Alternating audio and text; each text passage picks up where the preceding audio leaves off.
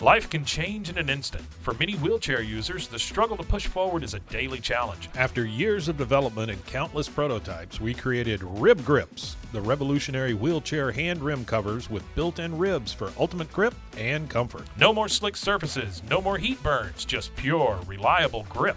Rib Grips, empowering you to push forward with ease. Rib Grips, get a grip on your freedom. Discover the difference. Visit ribgrips.com and use promo code GRIP today. You just found the perfect product that helps with staying cool during hot summer runs. No more gross warm water. Stay cool with this product from Gear Handle.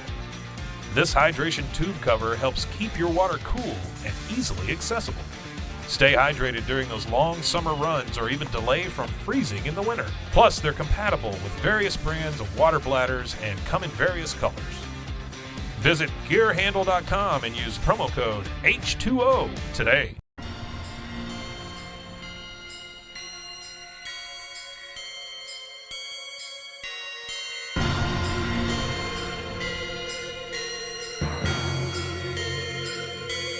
BooBaes.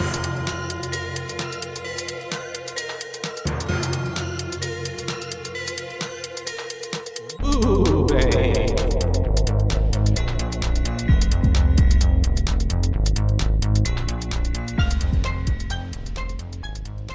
Hello, And hi. and welcome to BooBaes. BooBaes. That's right, we're your hosts. I'm Caitlin, And I'm Joshua. and we're here to talk to you about an actual cult classic today. Yes. Yeah, Saw's got a very strong following. It does. 2004. We're talking about the OG Saw. Even for someone who's never seen the Saw movies, like, you know what Saw is. You know Jigsaw. You know the puppet and Yeah. everything. So It's brought its own very stamp on pop culture and stuff. yes, yeah, definitely like Michael Myers, like Sam from Trick or Treat. Aw, I miss Sam. Can't So wait for cute. Halloween again. And it is directed by James Wan. Yes, who's done everything. Yeah, this was his actual directorial debut, actually.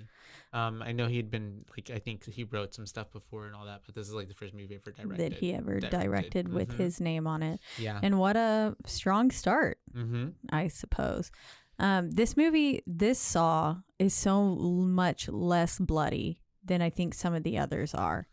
Probably because it didn't know what it was. How much he could get away with. Starting. Yeah. Exactly. It's still very sadistic, very twisted, very dark, but they really don't show too much of anything happening. You get not blood wise. yeah, no. you get kind of the aftermath, and or you see the really dark contraptions and stuff that are on people's heads or how they're locked up and or stuff. even the scene when she's Amanda is going through the guts to get the key. It's sped up, kind of excuse me, kind of the same way they did Scream. Yeah, Drew Barrymore's character, and it's exactly. really fast, so you can't really see. Still there, but it's it's just shot right above it, like when Lawrence is cutting off his foot, Dr. Gordon, you can't really see. You see just the first little bit of blood cutting off his foot. Yeah. And then after that, you just see the stub. I feel like the most blood and guts we see is just the pool of blood and the old man, John, in the middle of the room. With the brains supposedly blown out. Prosthetics, yep. Yeah. Producers were Greg Hoffman, Mark Berg, and Oren Cools. I don't know. Cool Beans. With the Koules. Yep. Your pronunciation is the best pronunciation, and then that's all right. If it's wrong, I'm sorry. Sorry to that man. I'm gonna say Oren. I would call him by his first name. Oren. And it's. I was kind of excited to get into it because I had never seen these movies before. So yeah. It was something. It was something. Yeah. I feel like this movie definitely Saw 1 in particular gives more action film almost a lot of the times with the music especially, but then also just with how much of it, I think it has a good storyline. I was surprised more how much it was a cop movie. It felt just it felt like a cop movie. Action cop movie. Yeah. They've got, cool little chase scenes, stuff running around. It really, it does focus a lot on the cops. And I think because it really helps drive the narrative and as to why this is happening. Serial killer and all that stuff. Yeah. It kind of was, the movie felt like it was unfolding itself because it was more so like we started here, but then we got layers to it later and then layers. And then it was almost like working all the way backwards, until especially in the last second with it revealing everything. And then you see how everything was kind of set up before you throughout the whole movie. Yeah. And connected. Because like literally even the first shot, we see this guy floating in water who we later learn is Adam. And then we see something floating over his face. But then all of a sudden, as he comes to, and I think that we get the title card there. Title card, Saw. It says Saw first. Yeah. But then the guy comes to. He's waking up, and then that thing starts to go down the drain. Yeah, we see it go down the drain, which is one of the last things that is mentioned in the film too. Yeah, it is. Which is really interesting. Which was pretty much the key to his survival. Yes. Which when that went down the drain, he's pretty much dead. He was dead. Yeah. He was dead. Adam was dead. Which pretty much sucks for him. But also couldn't care less. Kind of happy for it because he was the most annoying character. There was one point in my notes where I was like, Adam is kind of pathetic. And then like literally 2 minutes later in the film, it was like, you're a pathetic, blah, blah, blah. And I was like, okay, good. Jigsaw thinks so too. But kudos to the actor because he really did make me like hate him. I just did not like the character. He was just so like annoying and a bad actor. Unlikable. Didn't really help the situation in any way. No. Really. And then was hiding and being shady. So you're already just thinking like, what are you doing? There's something wrong. What's here. Up with you? Yeah. He's being suspicious. Suspicious. Yep. But yeah, so we get introduced to Adam, who wakes up, like we said, in this room, and then that little blue light necklace looking thing goes down the drain. And it's very specific in showing us that it does. And then we do see that he gets out of the water and he's in a room and he's like trying to talk around. Or no, he's just freaking out and he hears a voice. He's in the dark. Yeah, and then he hears a voice being realizes he's like chained to a wall and stuff too. Don't make all that noise because it's not going to help. Yeah, stop yelling. No one's going to hear you, basically. And it's this man who sounds like he'd already been in there for days. You remember like in Fresh? Yeah.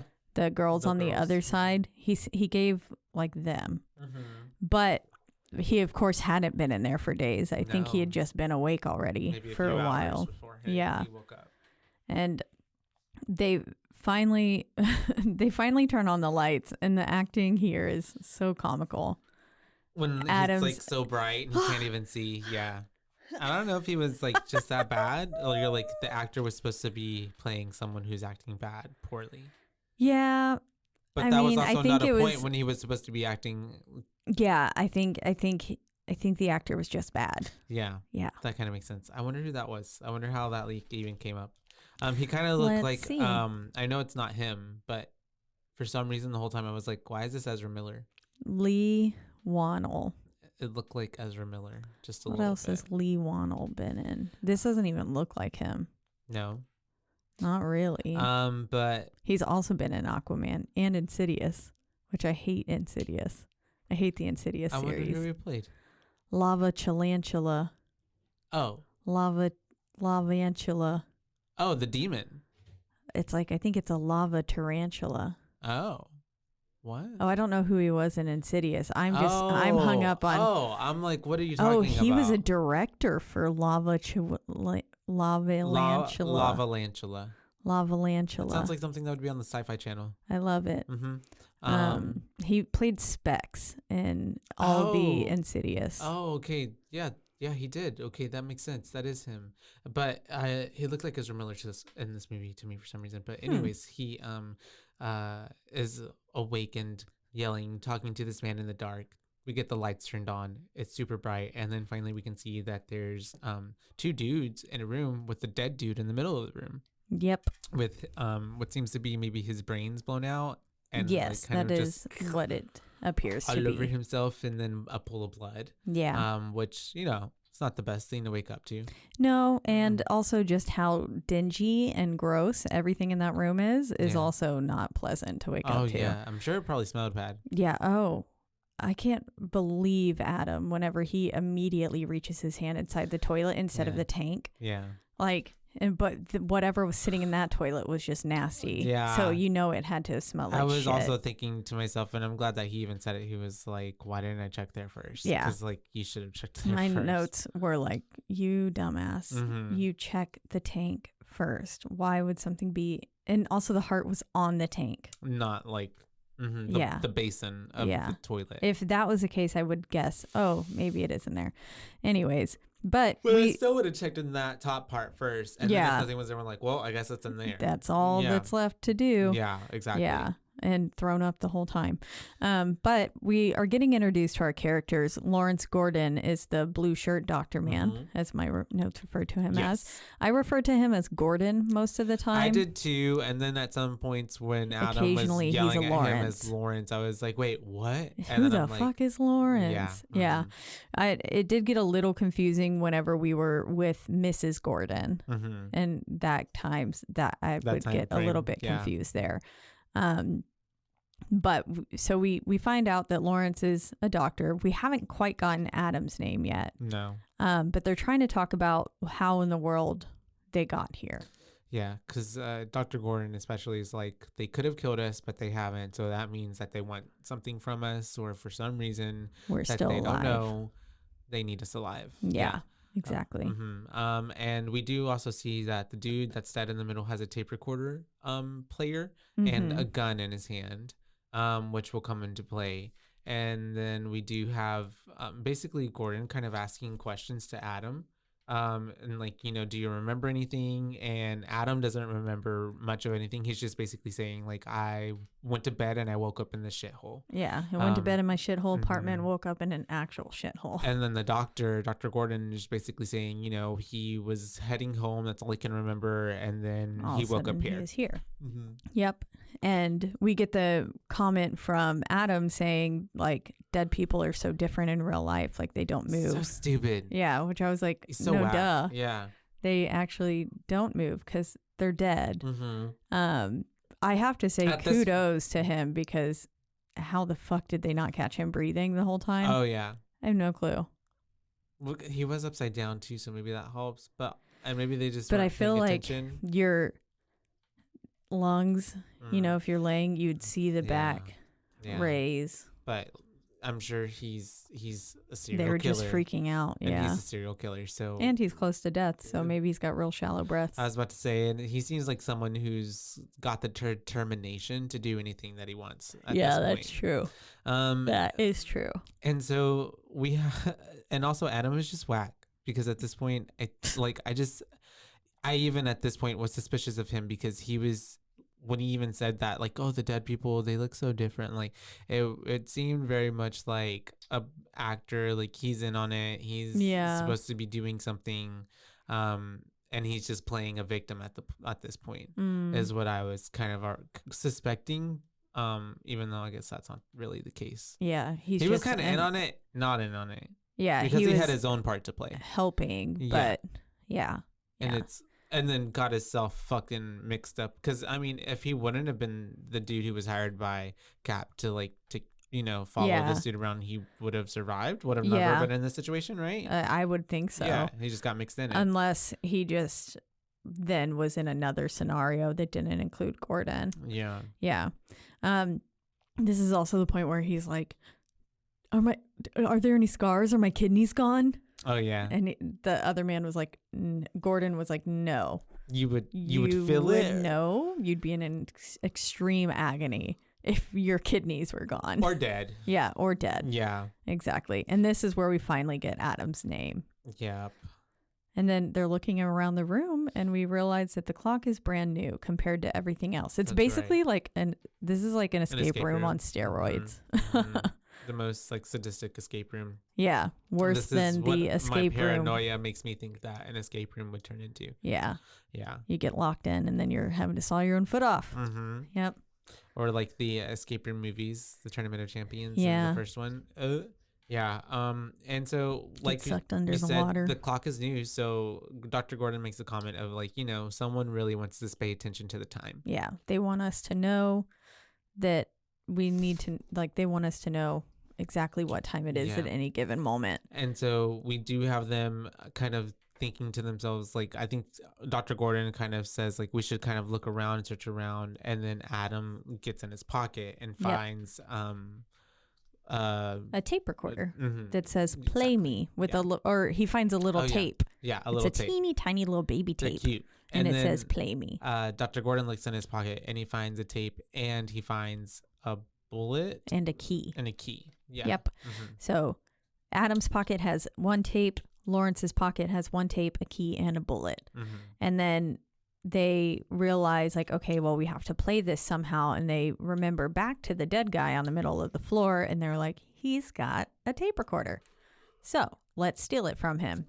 Which he was so not resourceful. Adam? Yeah. Yes. Yeah. He was such an idiotic way to try and grab for it. And then, like, he's like, I can't do it. These men give up remarkably fast. Like, whenever they're trying to saw through the chains themselves later on. I don't know that you can actually saw through those chains with those saws. I would have tried I would have tried a little bit longer. Yeah, I can see that. I mean, and of course, maybe they just didn't show us the whole time because that would have been way too many extra minutes in the movie. But, like, come on. Yeah, at least give me like 3 hours later. I feel like, one, they were kind of set up to fail, but two, they also did not try hard enough to try to survive. But I mean, Adam is pathetic, so If my wife and kid were on the line, and I didn't know that motherfucker, I feel like mm-hmm. I'd probably. You would have just chopped your foot off. Yeah, and I would have killed the other guy. Mm-hmm. Like immediately. Yep. No questions. Like, okay, done. If my wife and kid were on the line, yeah. Yeah. What else you want? You want me to kill someone else? I mean, even if it meant, like, even if maybe I didn't live, yeah. Fuck that other person. I don't know them. No. What if it was me you had to kill for your wife and kid? No, I wouldn't kill you. Ah. It'd be a little bit harder. But your wife and kid. It's okay. You can kill me. Your wife and kid. No. I'd find a way to get out. Because there's always a way. There is. It'd be like some superhero movie. There's always got to be a way. Nobody dies.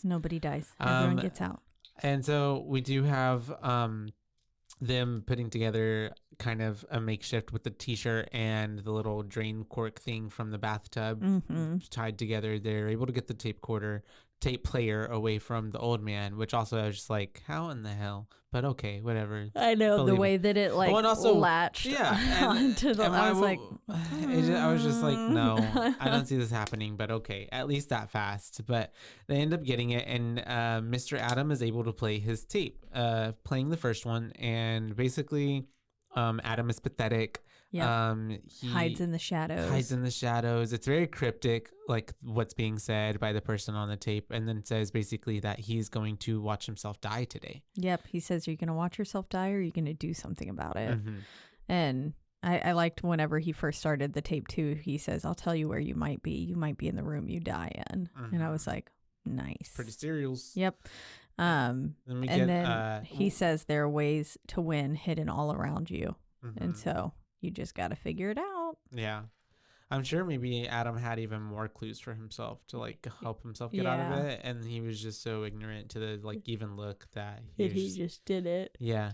But because I feel like what's his face, Jigsaw definitely does, like as sadistic as he is, he gives you a fighting chance. Mm-hmm. Yeah. I don't know about a fighting chance. A fair. I don't know about a fair. He gives you a chance. He gives you a chance. It's a shot in the dark, essentially. But you have to actually try. But it's a shot. Yeah. And so we do have then Dr. Gordon wanting to play his tape. So he's like, throw me the tape player. And Adam's being a dick. And he's like, no, you throw your tape over here. Breaking it. Yeah.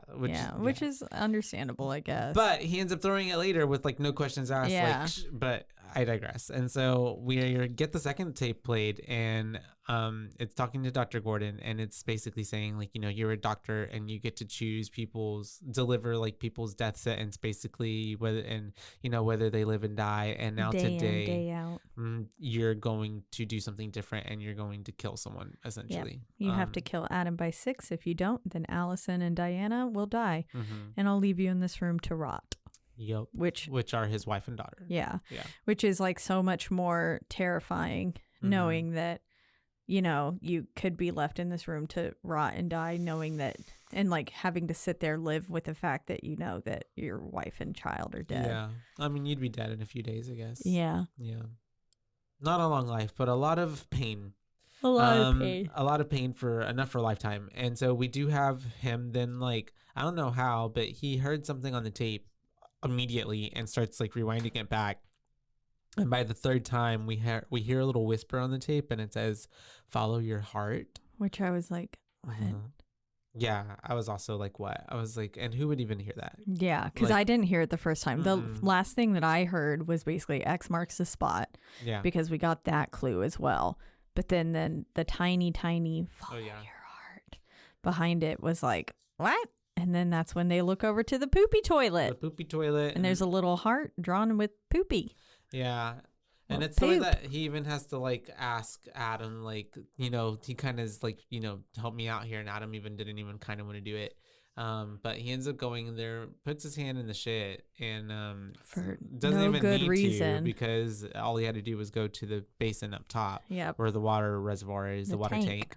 And there was a black bag in there, and it happens to have some saws and a couple other items that we don't get to see at this moment because Adam's shady as Adam's fuck. being shady, and he's hiding it, withholding information from Dr. Gordon. Yep.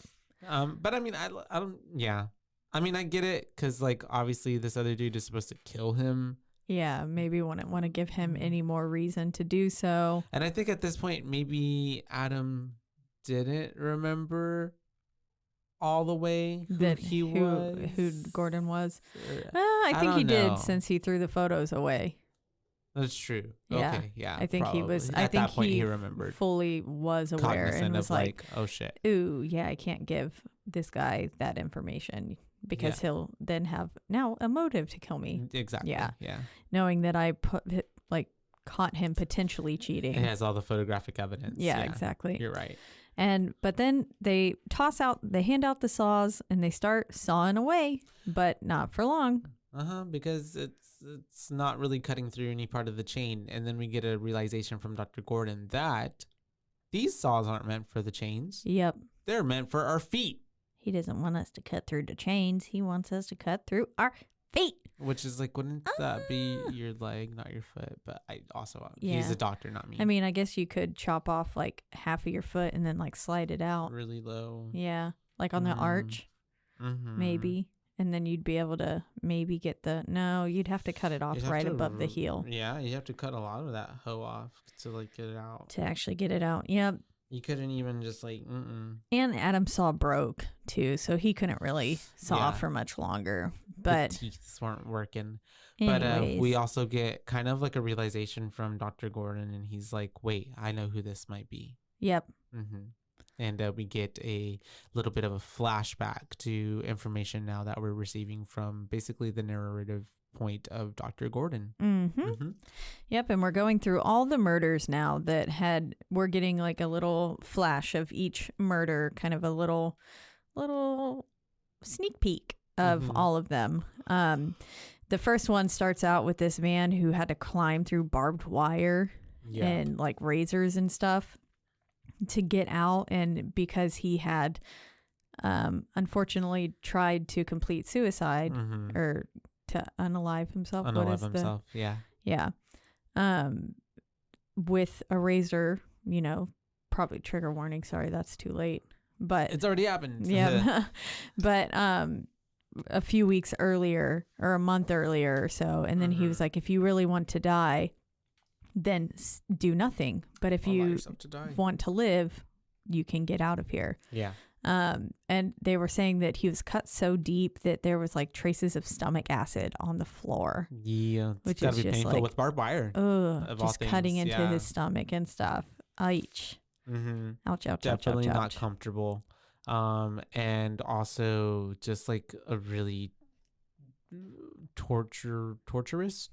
Yeah, way to go out. Yeah. Yeah. Oh yeah, definitely. And then the way that we do get the shot of him, like, struggling to try to fight for his life to get through. Yeah. But he was only given 2 hours, and he was then, when he didn't make it in time, then left to die in this room that had, I guess, like poison and like, right? Yeah, and I think Stuff his body coming was through it. just so cut up from it. He was that he bled out. Mhm. Actually, yeah, he bled out. I think was what. Yeah, he died from massive blood loss. Yeah, Mhm. and and then Jigsaw had also said the line like, "How much blood will you shed to stay alive?" Which was pretty good. Yep, because he got a tape, and then apparently, the reason we call this murderer Jigsaw is because he has been called and dubbed that by the media because he cuts out like a jigsaw puzzle of the flesh from his victims. Yep. Mm-hmm. And then I guess he keeps that. What if he makes a little necklace, little charm bracelet? Yeah, Little, or his own quilt. little skin puzzle. Yeah, I was about to say a little quilt. Ew. That'd be cute. Skin puzzle. And an American quilt.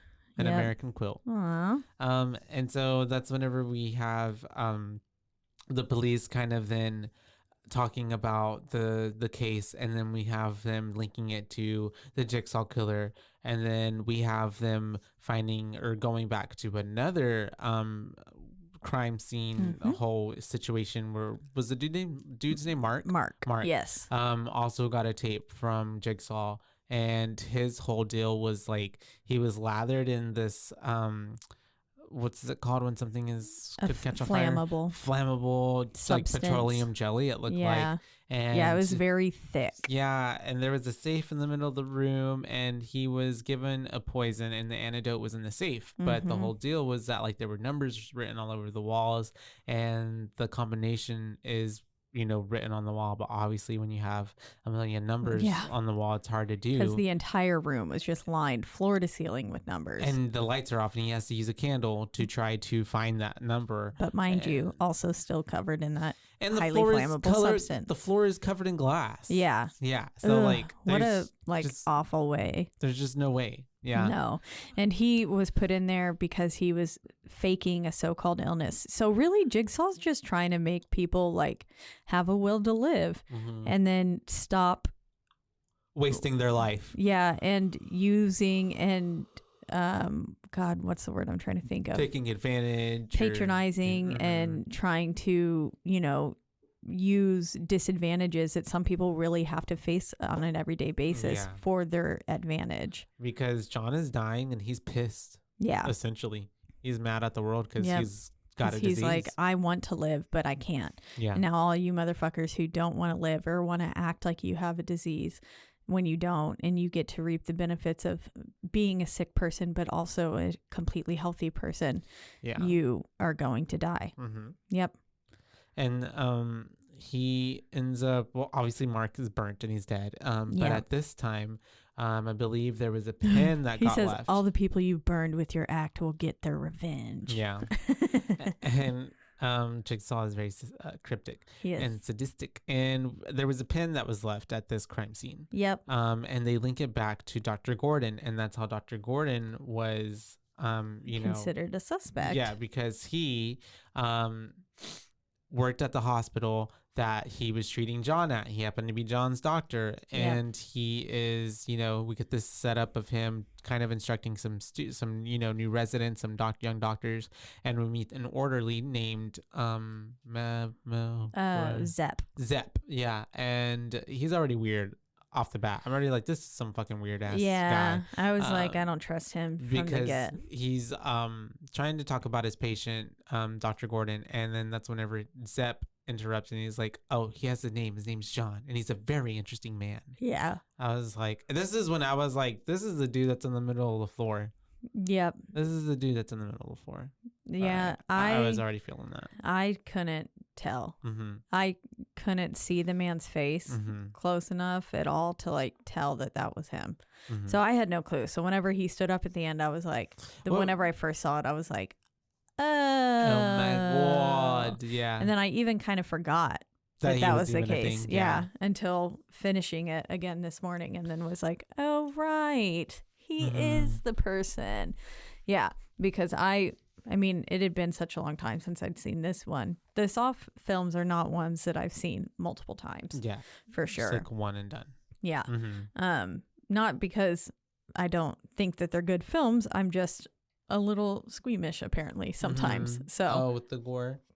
Yeah, some of them get really intense. This one was easy to get through because again, they didn't show much of the gore. But there's some that where it's like, oh God, and it like That's makes your body hurt. Yeah. But torture porn. Yep. And whenever they were also looking through, they mentioned that he was watching through a peephole. Oh yeah. Sorry for Mark. And that this guy likes to book a front row seats basically to his killings and watch them. So that line comes back into play later. But yeah, basically then the detectives show up to question Dr. Lawrence at the hospital. Yep. Which must be pretty embarrassing for the doctor. I know. They were like, oh, hey, you need to come in here right now. To and the then station. They were like, I loved whenever he was like, oh, my wife has a car today. And they were like, oh, you can ride with us. Yeah. I was like, that's even worse. That's funny. And so they are able to tell him that they like found his pen at the crime scene. And at this point he ends up at he's downtown, I'm assuming, and he's with his lawyer, right? And he's talking to him about, what his alibi was, and he doesn't even want to tell his lawyer, but apparently he was, having an affair. Yep. And so he doesn't obviously want to say this because it's going to implicate him, and then he'll have a whole problem with this family situation, but he needs to like say this, and he ends up telling them because his lawyer says, well, bite the bullet now and just tell them, otherwise it's going to be even worse. Yeah. And they're not going to believe you later on. Yeah. And then that's when we flash back to being with him in the room. And he says that was 5 months ago. And he says he set him up for, like, basically realize that he's been set up for murder and now he will have to murder people. Yep. And then we flash back. It does a lot of flashing in between the past and the present. And we have them there was a victim that escaped. Yep, we have a survivor named Amanda, and they bring her in for questioning, basically to get like a deposition, not a deposition, but what happened to you, a statement. It looked like she had just got out of the room, literally, because her mouth was still like bloodied. Yeah, and I just was very confused by that because I thought, okay, scarring, sure, but for it to like still be raw, we're like, you're not going to the hospital. You are going to. You have to actually come here and tell us everything that happened to see if we can just get a reaction out of this man, which is yeah. They were way off as well. They were, but that's what John wanted though. Yep, exactly. He had to shift the blame somehow. Yeah, and he also just didn't like his doctor, I'm assuming, because he because he's the one who gave him, which is like so unfair to Dr. Gordon. Because like he didn't do that to his body. Yeah. It wasn't. He wasn't like, you know what? I think I'll just tell this man today that he's got a prefrontal lobe tumor that's inoperable. Yeah. Just for fun. Or like he just chose him or something. Yeah, and he's like, I think I'll put this in right now. Yeah. And so she's explaining basically what happened to her, and we get the reverse bear trap, which is pretty cool. It was cool. And we get our first look at Jigsaw too. Oh yeah, the puppet. Of the puppet. Yep. Which everybody knows. Such a funny looking little thing. Yeah. But it also very creepy. Terrifying. Terrifying, yeah. Especially the way whenever he rides in on the tricycle. Later in, yeah. And he's just like, again, sitting up way too straight. That bothered me. Well, just in general, when anyone's riding a bike with that straight of a back, like in Friday the 13th, that man, I don't like it. Yeah, I see what you mean. You got to have some sort of little arch. You got to hunch a little bit. Yeah, it freaks me out. Yeah. Yeah, Caitlin will take you out if she sees you riding a bike with straight up. Yep, I'll run you over. And so, not really. It's she basically is locked up in this reverse bear trap that's on her head, so her head will snap apart essentially. Yeah. It'll pull the top jaw, like it basically is in between her top teeth and bottom teeth, and then it would just pull it backwards, open it up, like almost like curb stomping, like a machine. Ugh. And that's whenever we do get to see that the only way for her to get out is to get a key, but it is, Of course. inserted into the body of another human being that she has to then cut up. And But he says the stomach of your dead cellmate. yeah, So we go over there thinking that this this person is person's dead. but they're not. But they're not. They're alive. Basically put into like this type of like paralysis where like they're not necessarily feeling everything, but Yeah, he couldn't move or feel. It was an feel. opiate overdose. Yeah, is but what they he gave him. was awake and alive, Conscious, during- but couldn't move or feel anything. Yeah. So I mean, I guess that's good at least. but still. But then like, knowing what a way that to it's go. happening like, to you're you. still just dying and like just watching it and like.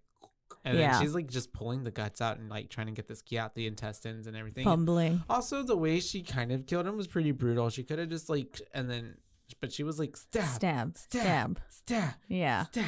Guess she just had some rage she needed to get out a little bit. I don't know. Just killed this man real good.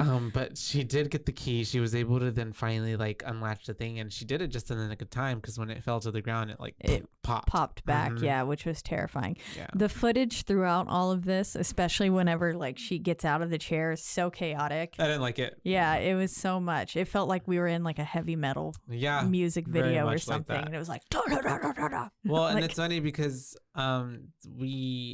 this is by James Wan, and then I just rewatched *Malignant* the other day, and he made that as well, and I was like, *Malignant* very much gives like Saw mixed with his Conjuring movies, like paranormal mixed with like the stuff that goes like aesthetically in this movie, because this movie did give like a lot of like grunge and like heavy metal music vibes, like band music videos, and there's a lot of those vibes in *Malignant*, which I think you still haven't seen, right? No, I haven't. Which I liked it. I would still like to see that. I liked it the first time I watched it, and then I liked it even more in my rewatch. Oh, nice. Well, that's exciting for me to go watch that then. Yeah, and so she's able to get that off, and then like we said, Mr.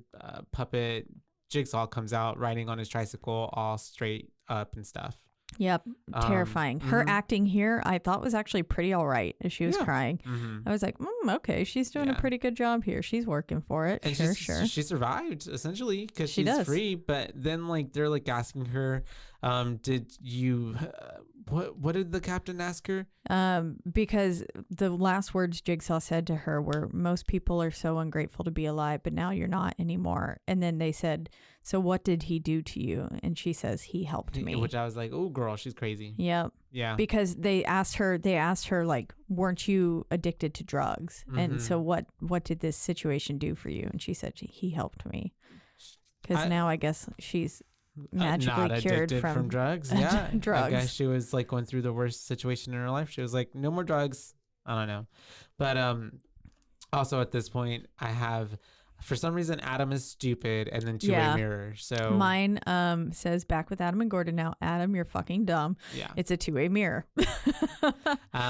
Which we find out because he accidentally broke that mirror. Yeah. Doing something stupid. He was doing something stupid, broke the mirror, and they realize that they're being watched through a camera inside of that. And someone as is well. watching them as well. Yep.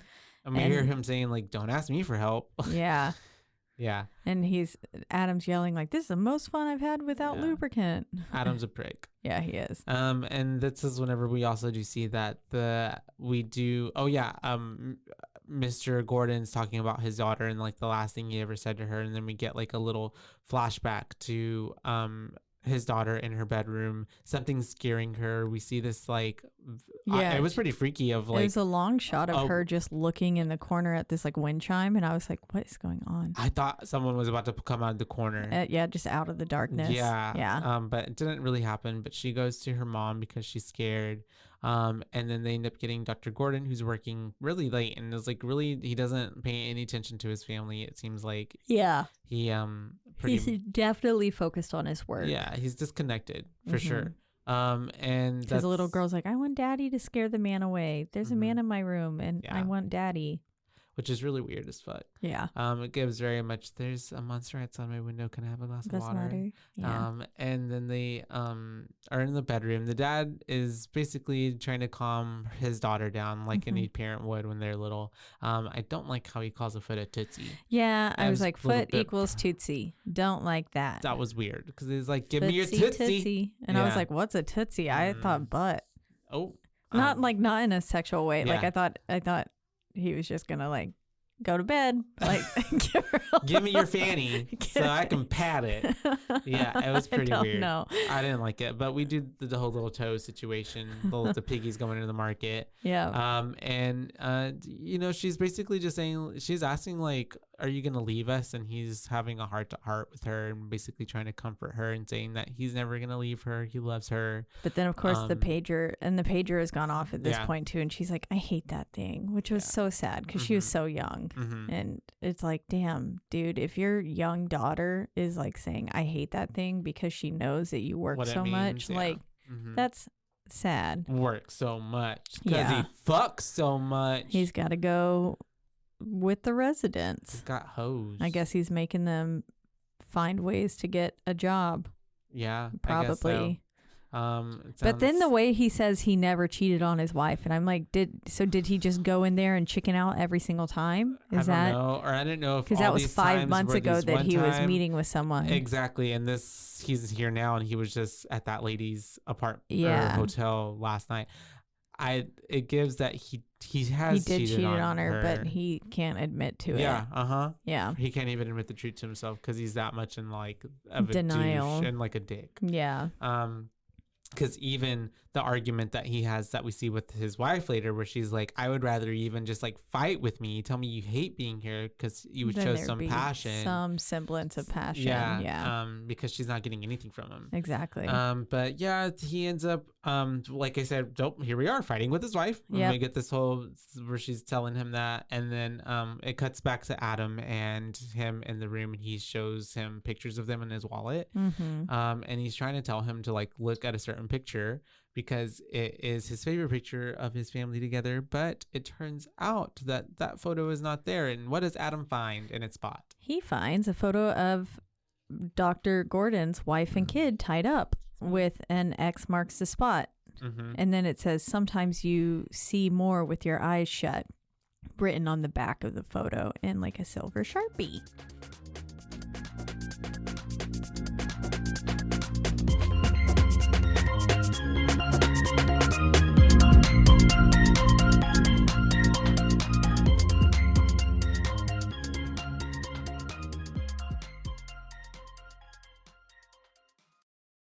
From the host of the popular podcast, The Only One in the Room, Stash by Laura Cathcart-Robbins is a propulsive and vivid memoir about the journey to sobriety and self-love amidst addiction, privilege, racism, and self-sabotage.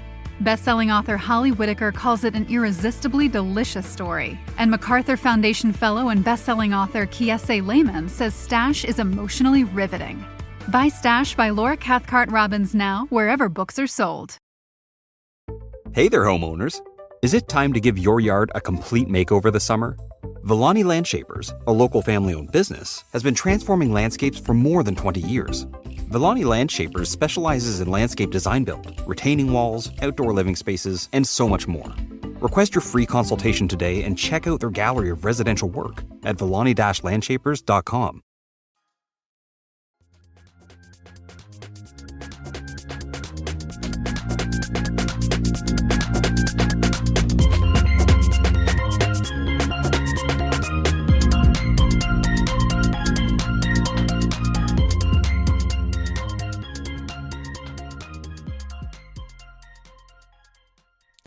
But X marks the spot. Yep. And then Adam decides to not share this fact with Gordon, which I also do understand because that's a pretty scary thing to see. But the fact that it has a clue on it, but of course Adam's also trying to survive till 6. I don't think any part of that was him like thinking like, I'm gonna spare this man feelings. I think later on he says that it was, but it was probably more so he was just trying to survive. Self-preservation. Yeah. But we then realize that we're back at the house and the creepy man's real. There was a fucking man in their bedroom. Yeah, it wasn't And it's just... like, good night, little girl. Yeah, which was so creepy. And then, But then doesn't even let her go to bed because he's like, rah! yeah, and he looks like he's covered in just a fitted sheet or something, and he's just like, wee! Like a beige fitted sheet. Yeah. Because then the mom comes in after she hears her And screaming. she's like, and he's just she's just looking at him. Yeah. and he's like wiggling around. It just looked so comical. Yeah, it really did. Yeah. Yeah, and they end up getting tied up. And that's when we do like see the dude walking around in there, and already I can tell I'm like, this is a fucking orderly. Yeah, I was like, this is Zepp. Yeah.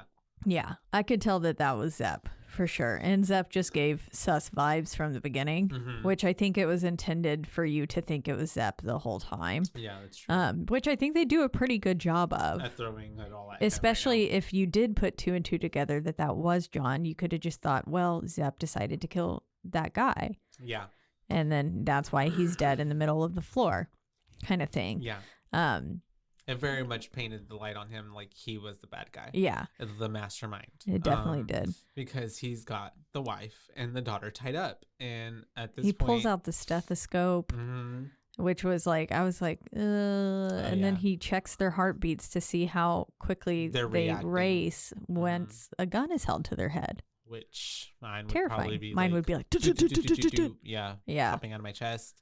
If I hadn't already passed out. And yeah, yeah, for real. Yeah, guns are so scary, man. And so that's whenever we do have him as looking out of the windows as well to the street, and we see that someone else is watching him. Yep. It's a lot of like people watching other people watching people. Yeah. Because someone is watching him, and that's whenever you're like, oh wait, what's going on with that? What? And that's whenever we realize that it's the fucking captain, the freaking cop from before, Cap. who is watching him, and he still thinks that Dr. Gordon is the killer. Yep. He's so hung up on that, and he couldn't let him go. Yeah.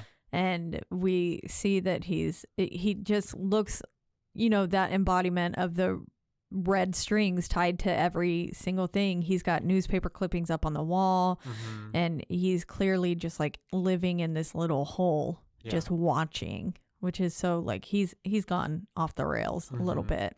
Yeah, he very much has. He's lost it all because he's like hyper obsessing over this whole case. Yeah. Because we do see that it transitions back to him going like leaving Dr. Gordon that day that, they had the whole clearing of his alibi and stuff. And even then he was still like, I'm going to get you, basically. I'm going to get you. Yeah. And he is losing his mind, kind of going over the tapes and, everything that happened with Amanda and the other tapes. And even his partner at this point is just basically being like, you need a girlfriend, like you need to get out of here. Like was already seeing like he was worried about him. Yeah.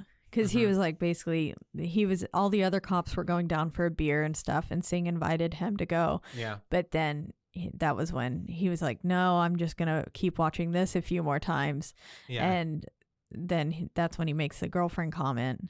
And he definitely cares about his partner and stuff. For sure. And then he's on his way out whenever Tap notices something. He finally notices something on the screen, and I couldn't, was it like a graffiti tagging, right? Yeah. K2K gang territory is what it ended up being, because they realized, and then he can ever so slightly hear an alarm going off in the back of the video, and it leads them to look up the K2K gang territories, like radius, basically, and where they operate.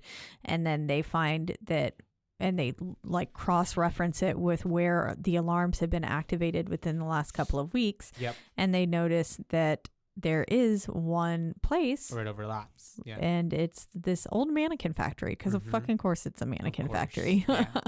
And I guess that's where they make a million little jigsaw guys. Yep. And so they end up being able to like, and I love how the partner is like, okay, well, call it in and we'll get a warrant. And he's like, oh wait, no, we're going now. We're just going hot. right now. Yeah.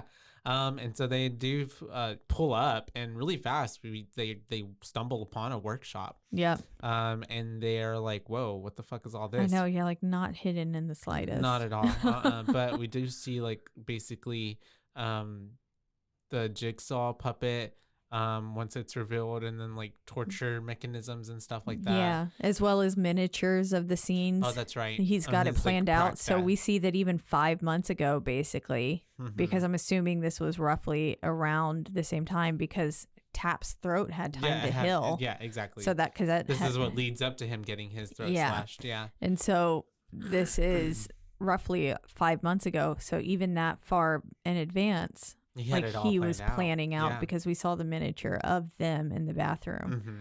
Yeah. And so, which is really, it's cool, but also crazy. And so we do have them finding that, but then they hear someone move underneath like this red hooded cloak thing. Yep. And they pull it off, and it's a man who's just like in this device of a chair. With like two, it basically looked like drills or like screws that would go into his throat. Very Frankenstein. And so also death. And so we have them finding all that, but then we have someone coming up, so they're like, fuck, and the partner's like, okay, this is it. But then the Cap is like, no, you know what, we're gonna hide because I need to see this motherfucker. Yeah. We're not just gonna shoot him and take him out. They should have just shot him and taken him out. Yeah. Which because real fast we have John coming up, but they don't know who he is at this point because he's pretty hooded, and he's talking to his victim, and he's basically saying, you know, you're a part of a trial or a test or something like that. He says you're a test subject. He says, don't cry, I've given your life a purpose. You're a test subject for something bigger than yourself. And then the cops pop out. Yep. And that's whenever John is able to like hit a little button with his foot, and it sets off the machine. Yep. And then here we go. We've got them playing his fucking game. Yep. He's got him right in the palm of his hand. Yeah, literally, because he's making them like, you know, get this key set and then try to open up a lock. You just have to get it off the key, but of course it's like a key ring that's filled with like 1,000 keys. Literally. And you're like, it's easy. And at this point, I'm just like, can we just shoot him, because they have him there in front of them? Yeah, and then he's not doing anything. Then oh man, I hate it because Cap, what's his name? Tap. Yeah. He essentially gets distracted for about 2 seconds, and then he gets his neck fucking slit. Oh, it's which so was sad. Like, oh my god. I thought he was dead. I thought he was too. But then yeah. Then it makes sense that like, oh shit, no, because we're seeing back into the past. Yeah. He's obviously still alive.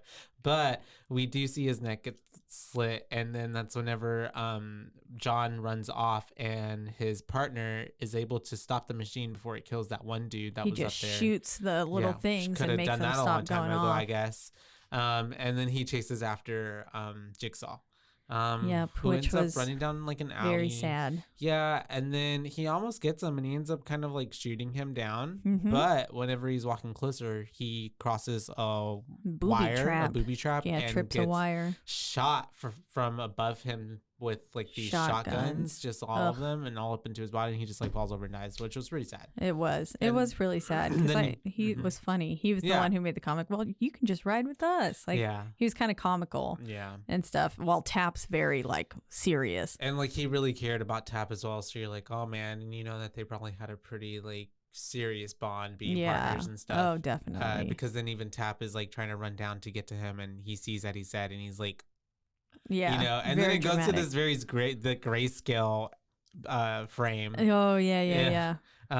And that's whenever we cut back to like now, and this is how we see that. Well, at this point, Tap has now lost his mind because you know he lost his partner, and he's trying to basically avenge him. And he's also, like talking to him. He's like, "We're gonna close this case," and basically like, you know, just acting as if he's still there, kind of with him. Or you know, I think it's maybe not so much that. I think it's more so just like I still talk to Kitty sometimes, you know, and I'm like, but you're also not in an apartment with murder pages true. All over the wall. I think he and definitely like is following crazy. people. Yeah. and you're still functioning, highly functioning crazy. Yeah, that's true. That's true. And so we do come back with Adam in the bathroom, and he's holding that picture with the X marks the spot on it. And the Dr. Gordon is kind of yelling at him and being like, what are you looking at? What's going on? Yeah. Like, you need to help me try to Because get he's out not of here. being secret. Like, he's not doing a good No. job of actually hiding it. No, he's not. And Gordon He's doing is, a good job of looking like he's trying to hide something while looking at it. And Gordon is basically just like, help me do something. Like, help me try to figure this out, Yeah. And then Adam is just like, well, turn off the lights. Just turn off the lights for me. And he's like, why? And then he's like, no, just I'm do not going it. to tell you. Yeah. So super shady and stupid. And they turn off the lights, and we do see that there's like glow in the dark paint on the wall that makes an X mark on this like brick. And so Dr. Gordon immediately is able to like, get through it, and he finds a little black box in there with the key but it's locked because it needs a key to open it up. But then they remember the original key from inside his pocket. Exactly. And they get it open, and they find what?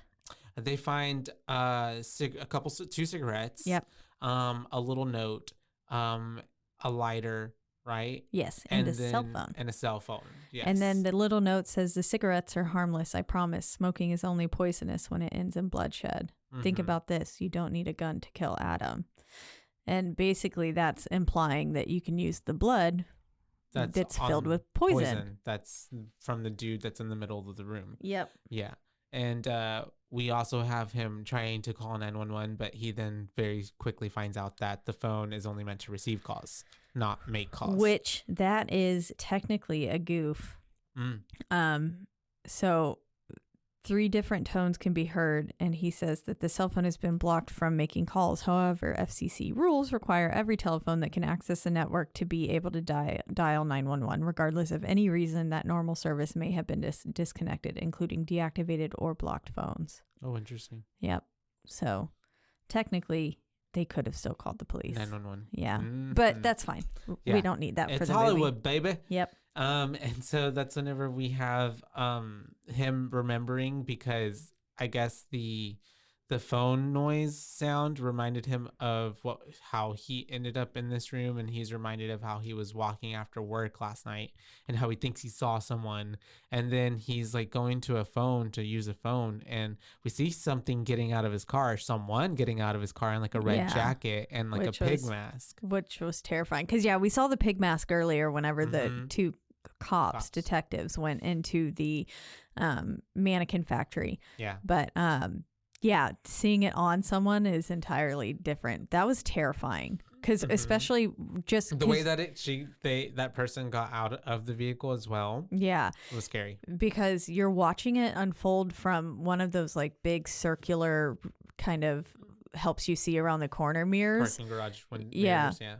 And like in the autopsy of Jane Doe and stuff, like that's in hospitals. Oh yeah, that's right. And you just see this person like slide out of the car, and they've got this long, stringy black hair over the face. This was honestly the creepiest part of the entire movie to me. Yeah, like it was really creepy, and it was terrifying. And then whenever the pig rushes him, it's like, oh, yeah, oh. And that's how we see that he was basically attacked by a pig-faced person, and that's how he was put into this situation. Yep. And then he finally does the smart thing and starts asking Adam again about like, wait, why did you tell me about the lights? Yep. And Adam finally shares the photo. Yeah. Which he then tries to explain that like, oh, I was just trying not to like, hurt your feelings or like make you worried about your family, but it was obviously self-preservation. Yeah, exactly. And then this is where he decides, you know what? Nah. He dips a cigarette in the blood, but then he comes up with a plan. But of course, as we know, he didn't actually keep it a secret from the mastermind because the mastermind was in the room. In the room. Yeah. And the mastermind probably already accounted for this. But anyways, he does turn off the lights, and they try to whisper a plan of action. And when the lights come back on, essentially he gives a cigarette to Adam, and Adams pretends to then die from using the said cigarette, and his it's death the most is dragged so bad. Yeah, so bad, man. Like the worst. I was like, acting boy, I've you ever are seen. not convincing in the slightest. You look like somebody trying to act like they're trying to die poorly. Which really even to me felt like, man, okay, at this point, I was still even thinking like Adam's in on it at some point. Like, why is he acting out like that? Yeah. Yeah. So bad.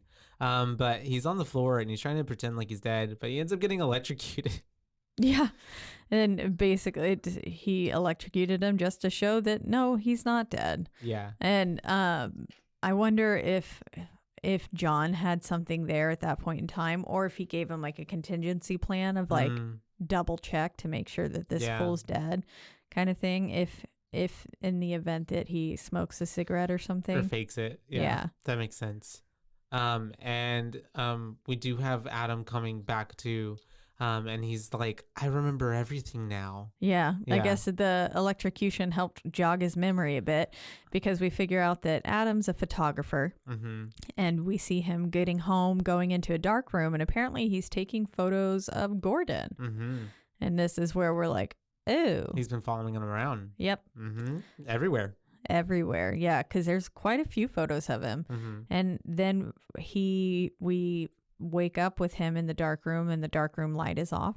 Yeah. And he takes this right. I was like, takes photos to light up the room. What does that mean? Yeah, he's taking photos, which reminded me of like VHS. Excuse me. Yes. The OG, right? Yeah, the OG. Yeah. Or I don't know. I get all of them mixed up now.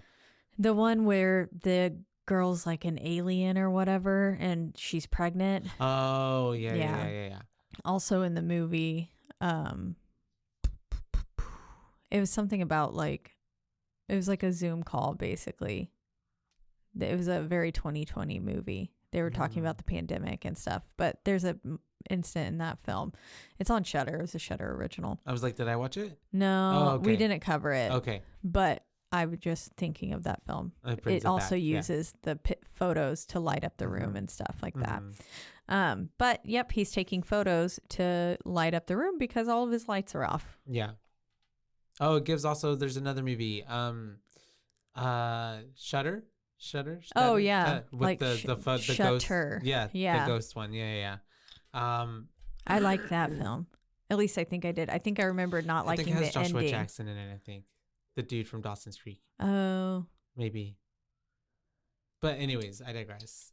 Eventually, we should cover that. And film. so yeah. He's kind of almost like a private eye kind of situation, but not, I guess. Yeah, a professional private eye. A hired creep guy. Yeah, essentially, yeah. Creep for hire. Because we do have him then ending up in the room, right? And then it calls. I just have my next note is the phone call from the daughter and the wife. Okay, yeah. So as he's going through taking photos throughout his apartment, we run into Jigsaw because all of a sudden there's this like creepy mechanical laughter, like ha ha ha ha ha. Not like that at all, but just coming, like, and it's terrifying. And he turns around and Jigsaw's sitting there in his like little lazy boy, just chilling, and he's like remarkably unfazed. He almost he was kind of unbothered. At first like, oh fuck, and then he was just kind of like, okay. And I was like, sir, you should be questioning this doll more. This is a normal day in the life for you. I guess so. Yeah, for me it is. All the dolls. But then he goes and he hears something coming from the closet or something. And so he's going, taking flashes over there, opens the door, and out pops the pig head. Pig face. And he also gets snatched. Yep. And then that's when we are back in the room. It's almost 6. We see according to the clock, and the phone rings.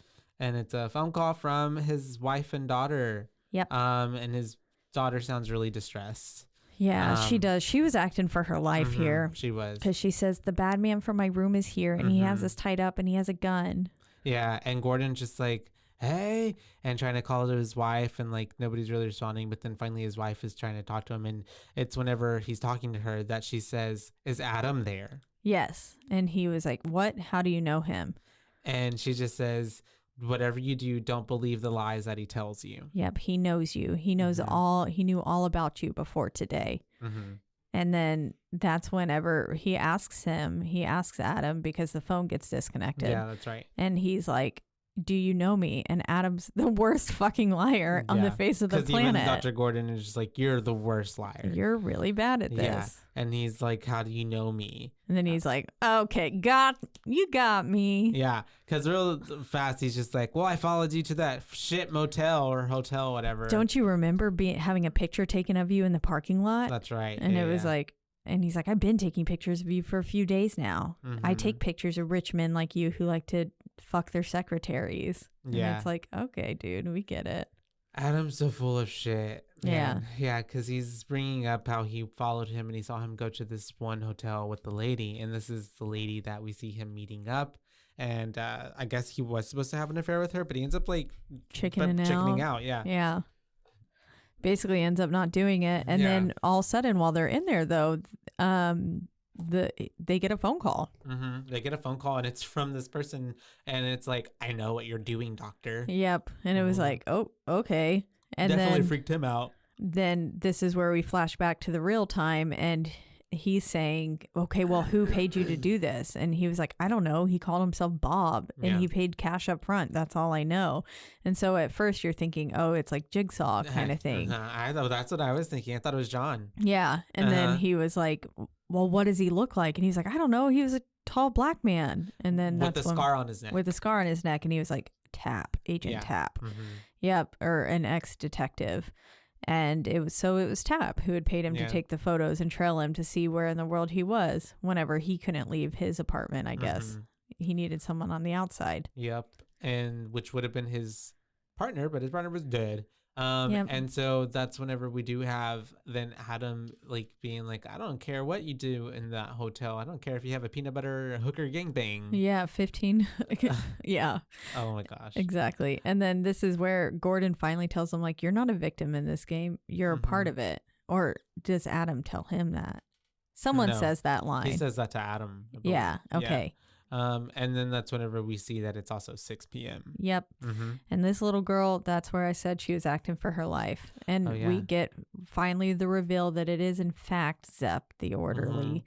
Even though we knew that the whole time. But he's out of time. And he comes in and he tells Allie, Dr. Gordon's time is up and it has to be you who tells him he failed. Yeah. So what do? The mom was this whole time also untying herself from the bedpost. So then mom is able to then get up and attack Zepp, right? Yep. And then she's able to kind of basically knock him to the ground and she's able to get the gun and get control for a little bit. I love the way she goes, you failed. Bam. Yeah. I was like, hell yeah, bitch. Get him. It. I was like, get mom him. is a badass. Yeah. And then she's able to get the phone and she's talking to Gordon. And as she's talking to him, I forget how it happens, but he's able to get the up on her, right? Because he like attacks her. Yeah. Something happens. She gets distracted for a second. I think the little girl says like mommy or something like that. And she, mommy instincts kicked in, was like, gotta help my baby. And then he attacks her and the gun goes off. Thankfully, it doesn't hit anyone, but it does alert Tap that something's going on over there. And then fucking Gordon's losing his mind. Yes, he is, because he's on the line still. He can just hear the gunfire, the shots, the screams. He can hear everything, and he's just losing his mind. You're right.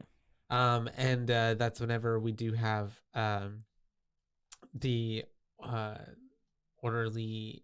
And because Tap comes over at that point and he starts to get into an altercation with the Zepp. And the mom stabbed Zepp in the leg too. Oh yeah. While the whole scuffle wasn't going on, she gets into her dresser drawer at one point and then just goes right into his leg, which was awesome. And then Tap's having a shootout with him. And the way he hid behind that tiny pole. Yeah. That cracked me up. The pole was like this big and he was like, that's it. Suck it in. Don't breathe. Sir, you need to just be your spine to hide behind that. And we do have the orderlies. Oh, Zepp. I keep wanting to call him orderly, but Zepp ends up getting a shot on poor freaking Tap. Yeah. Ends up because it almost seems like Tap has the upper hand, but then Zepp ends up shooting him from like from the bottom, right? Yep. Mm-hmm. Yeah, he does. Oh, Being on the ground. Whenever they actually get into the place. Oh, where Yeah. Gordon's at. Yeah, because while all that's happening and Zepp runs off, Gordon now gets electrocuted. But he's not dead, thankfully. And then this is where Tap follows Zepp to the warehouse. But you're right, like, and Lawrence is still losing his mind. Mm-hmm. And this is where Lawrence is like, I'm gonna chop my fucking foot off. Oh, and you're so right. motherfucker just starts sawing. He starts sawing away. Yeah. And then this is where Tap finally catches up to Zepp. Because there was that whole car chase scene. Yes.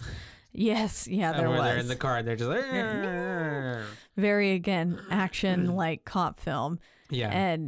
But then, yes, that's right. He it seemed like he had it in the bag because he got the gun like away from Zepp or whatever, like disarmed him. But then as he was on the ground, he messed up for like 1 second. And Zepp got him from on that ground and it like shot into his stomach, abdominal and area. You just see Tap falling back. Yeah. Yeah, which was like, no, you worked After so all hard. of that. Yeah. And now you're still, you got so close, but also not because Zepp's not the person. Ugh. But then this is where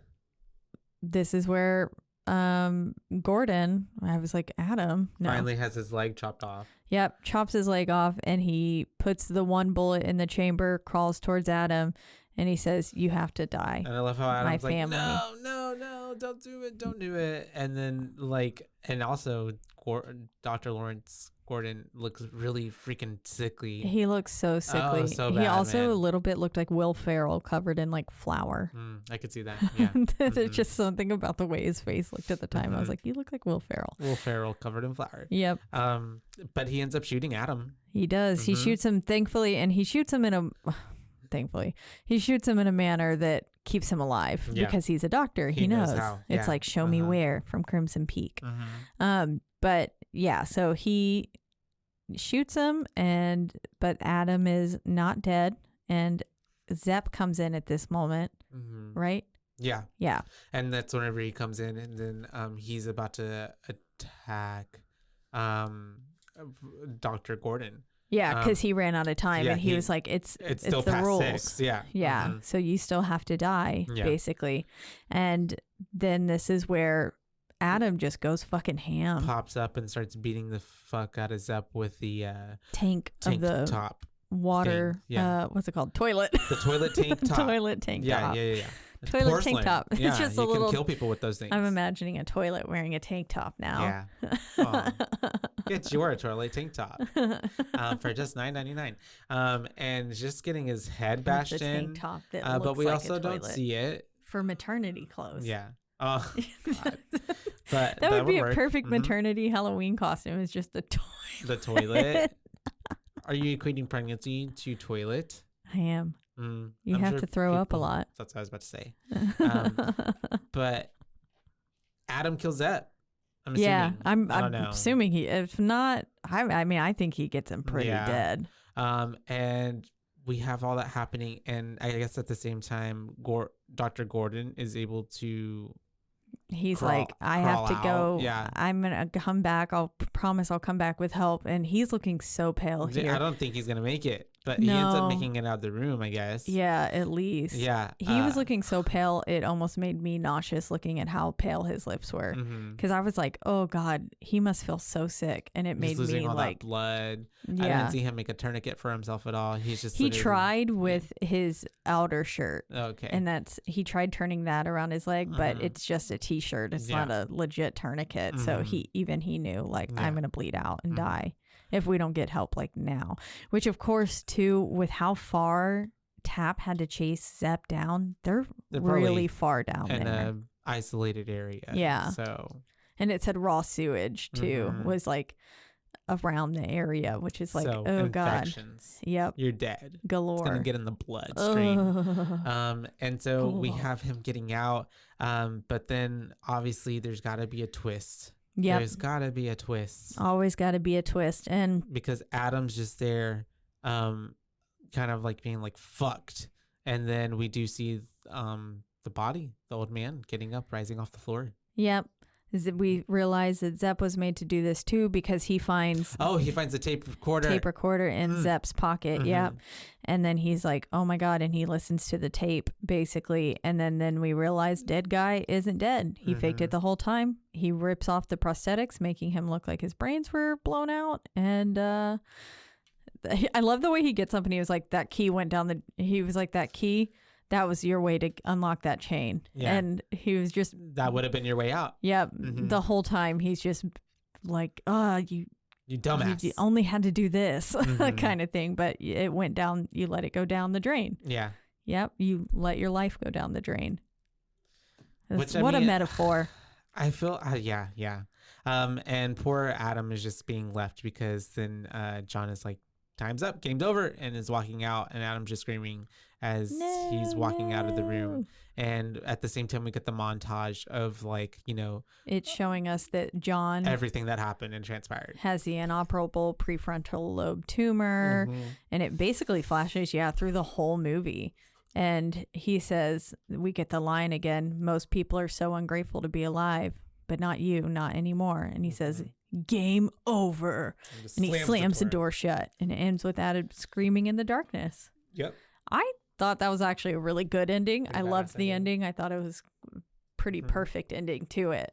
I love the way that he closed the door. It very much reminded me of the original Texas Chainsaw Massacre whenever he slams that tinfoil looking door shut. After he gets the boyfriend. Yeah. Yeah. The first victim. It reminded me of that a little bit. Oh, it does, doesn't it? Yeah. Anyways, that's a 2004 Saw. What'd you think? There was a lot actually because it's all still fresh. I just watched it. So you did say you didn't like the music as much, which I didn't is like the true. music. That's right. Well, no, at all points. I didn't really care for the music. It was overbearing, and then especially when they were just in the restroom, in that little the beginning of the movie, there would be this music playing, but it just didn't feel like the right type of music. That's all. No, it didn't. It just felt very action film. Yeah.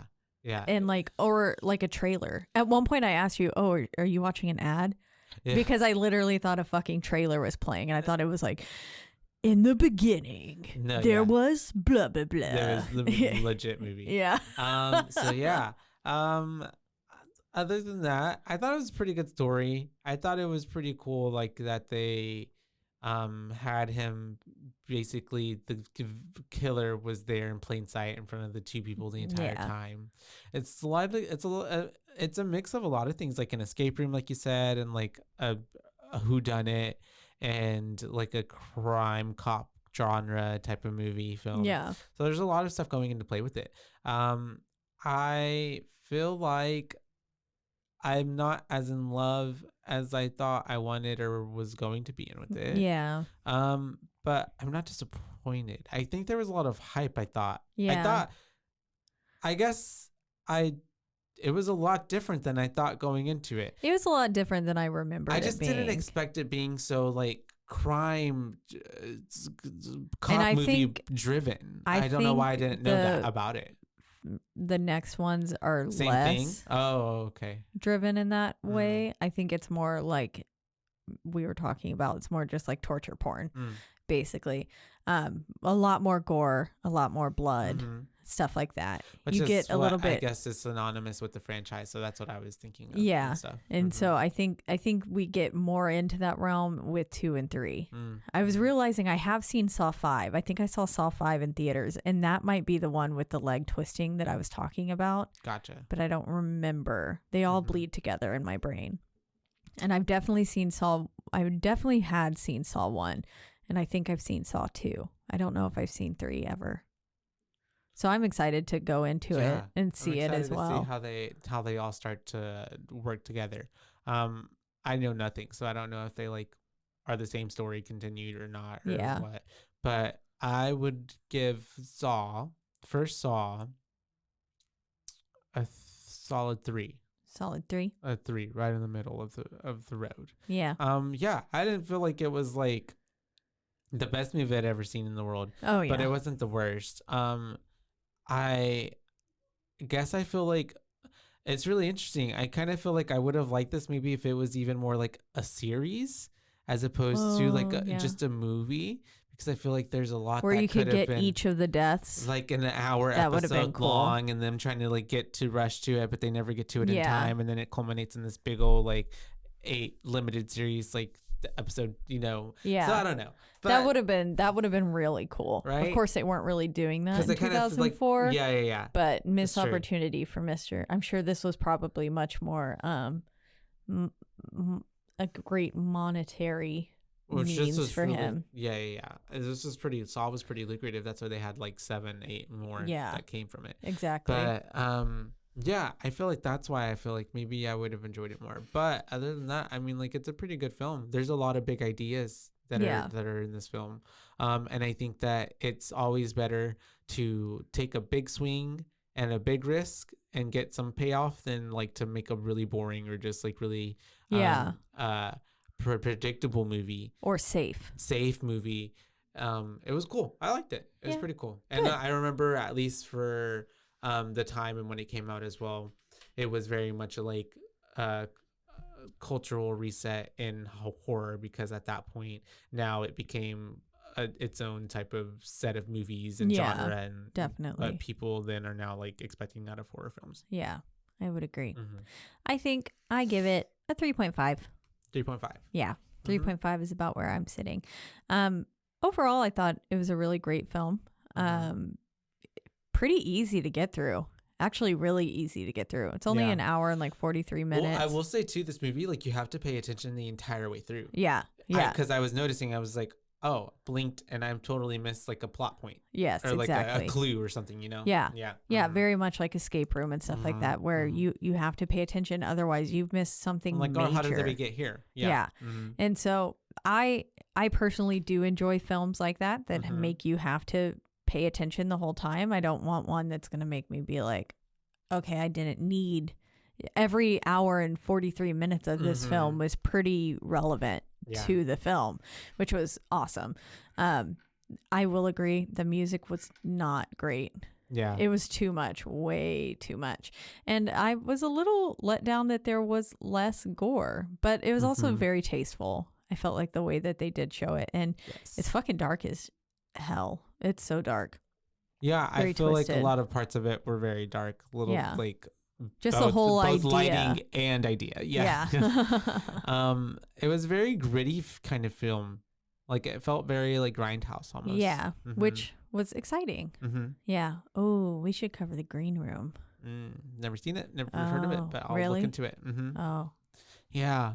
But the Green Room. Yeah, It's we're a getting good a thumbs film. up. We'll have to look. We'll have to put it on the list. Yeah. But yeah, this movie reminds me of like Saw reminds me of like there was this game that we used to have for our Sega Dreamcast, but I forget the name of it, and it was basically like a fighting game, and there's this one like setting where it was like kind of like a grind house, like meat house packing district type of like setting, and you would fight in it. But that's what this whole film reminds me of for some reason. Yeah, it does look like a meat house, like kind of pack. Yeah.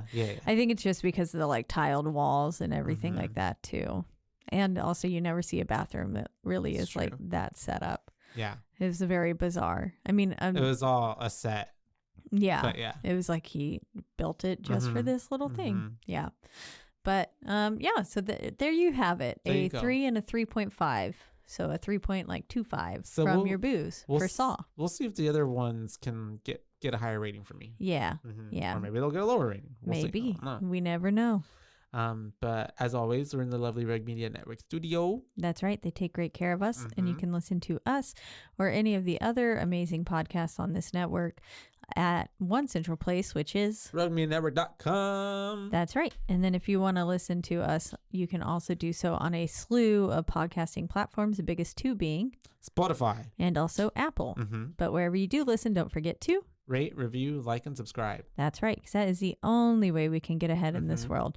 And then if you want to reach out and let us know your thoughts on Saw, or just let us know a listener request or anything like that, or any of the films we've covered thus far. It doesn't matter if it was the very first film we've covered and you've just now started listening and you're like, I want to tell you my thoughts on The Exorcist. Please tell us your thoughts on The Exorcist. Yeah. I want to know them. So do I. Yep. So you can reach out to us on our one social media platform, and that is Instagram at BooBaes Podcast, and that's BOOBAES, because we're your BooBaes, not your BooBabes. That's right. And until next time, you guys. Bye, Baes. Bye, Bye. Baes.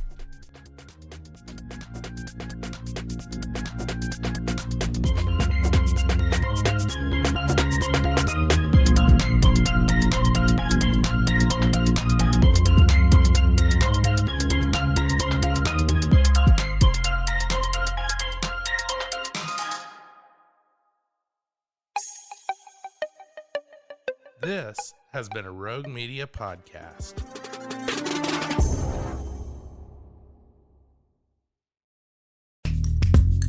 Are you a podcaster? Let's talk podcast hosting. Are you tired of your current podcast host? Need real support in a community that gets it? At Rogue Media Network, we offer top-tier podcast hosting services to help you thrive. From hosting and distribution to dedicated support, we've got you covered. Starting as low as $25 a month. Join our community of passionate podcasters today. Contact us at hello@roguemedianetwork.com.